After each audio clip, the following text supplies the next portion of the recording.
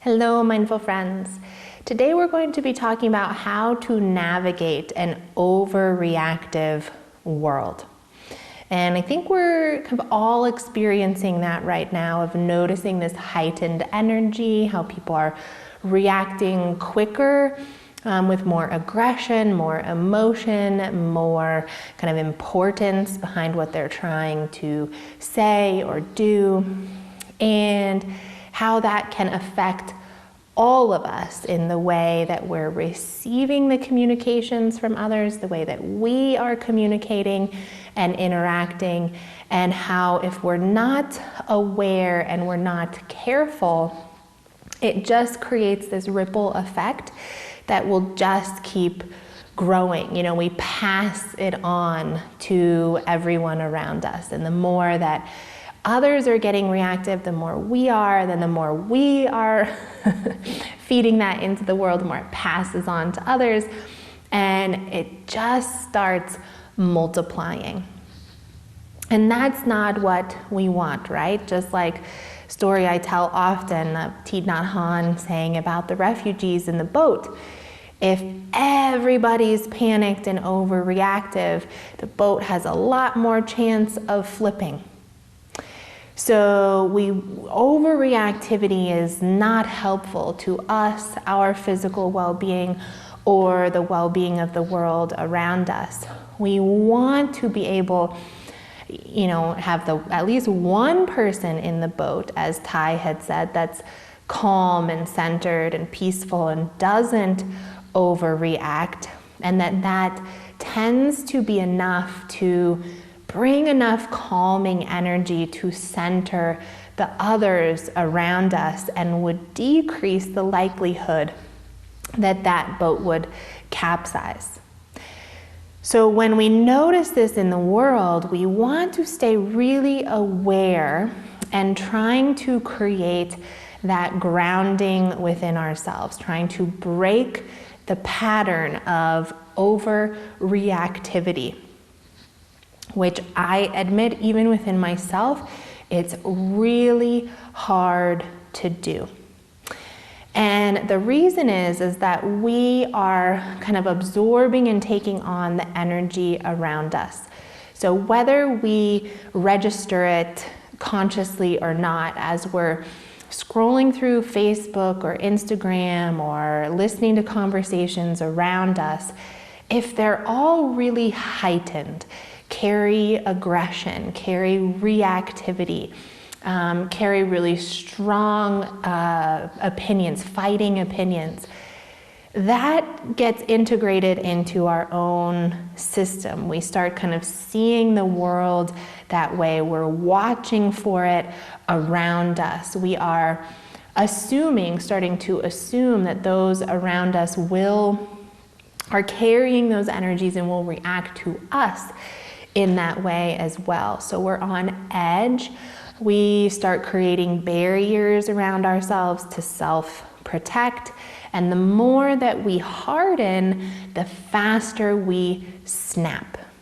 And so as we're all hardening against this world that seems a little uncertain, it's kind of shaky right now, it's pretty heightened, we are hardening against that world. And that hardening creates a lot of reactivity within us, because it puts us into that fight mode, that we assume we're going to have to defend ourselves. We're going to have to fight others to protect ourselves, protect our rights, get our way, for things to be fair. And then when we carry that energy, now it's a self-fulfilling prophecy. We go out into the world, something happens, someone says something that maybe gets misunderstood or isn't interpreted the way we wanted, or doesn't happen on the time frame that we wanted. And instead of assuming the best, we have this overprotected, hardened shell that tells us, alert, alert, It's not okay. You have to become the aggressor here to protect. And we overreact quickly, maybe with some aggression, with anger in our voice. And when we do that, now it's going to trigger the other person.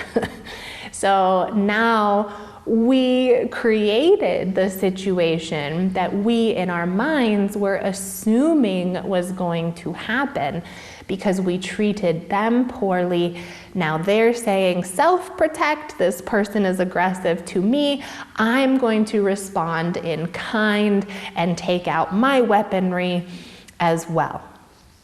So we ourselves have now contributed to the fact that we have to have this experience of a heightened conflict kind of situation. So what we can do instead is to start building awareness of what state of being we're carrying within, the things that are contributing to it.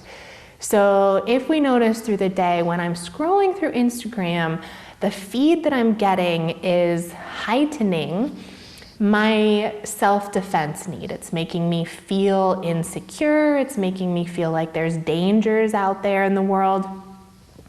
That's kind of putting my nerves on edge. And I notice that I carry that out into my day. And as we're building awareness of that, we start making choices that say, I don't want to be that person in the boat that is screaming and hollering and wiggling around and increasing the amount of panic.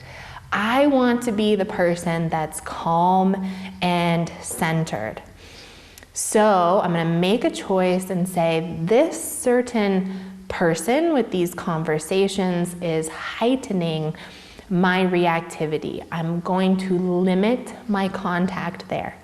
Or social media or the news is heightening my sense and need for self-protect. I'm going to limit my contact with those media outlets. So you're creating ways that start taking care of your own internal state. And we do practices that take care of our emotions rather than projecting them out onto others. So I love Tara Brach's RAIN practice that we do with our emotions. I've taught it before. You can go to my website and find a whole class on our emotions. But taking care of our own emotional state makes sure that we're not getting all balled up in these hard emotions and then we're ready to snap. We're looking at them, we're nurturing them, we're investigating, we're making sure that we can heal our inner state.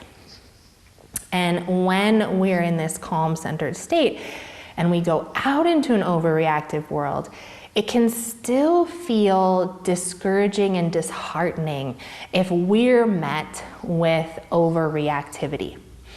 And we can watch that. And when it happens to us, we always have that moment, the calmer we are inside, we have that moment where we can pause, say, oh, that just triggered me. Like, that didn't feel very good. And we have a choice. Am I going to feed the overreactivity of this world? Am I going to contribute to it, augment it? Or am I going to respond differently? Calm things down. Take the heightened energy out of it. Be the calm person in the boat, the centered, rational person in the boat. Do I want to add that kind of energy to the world? And it's not an eye for an eye, right? That's going to get everybody blind. Somebody overreacts to you, treats you poorly. If you come back with anger, it's going to create more overreactivity in the world, which will inevitably come circling on back to you. So it doesn't mean we have to be passive and just accept it and allow people to be overreactive to us. We can point out that it was inappropriate in a calm, centered, grounded, peaceful way.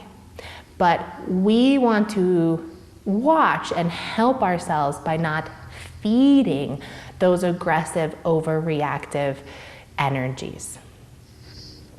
All right, so this week, hard stuff, right? But trying not to continue the cycle of overreactivity that we are feeling in the world today. Stepping back, taking care of our internal state, not engaging in the things that are feeding us high energy information, emotional, controlling kind of information. And then in those moments, being able to use our calm to step back, pause, and choose how we want to respond in that situation. Add the kind of energy we want to in that situation. If you enjoy these talks and would like to join us for group sessions or individual coaching, you can find us at newleafmindfulness.com. If you want a really great way to recenter that calm within you, to become that grounded person on the raft that helps others, you might want to consider our half-day meditation workshop, here to help you get recentered and realigned with heart.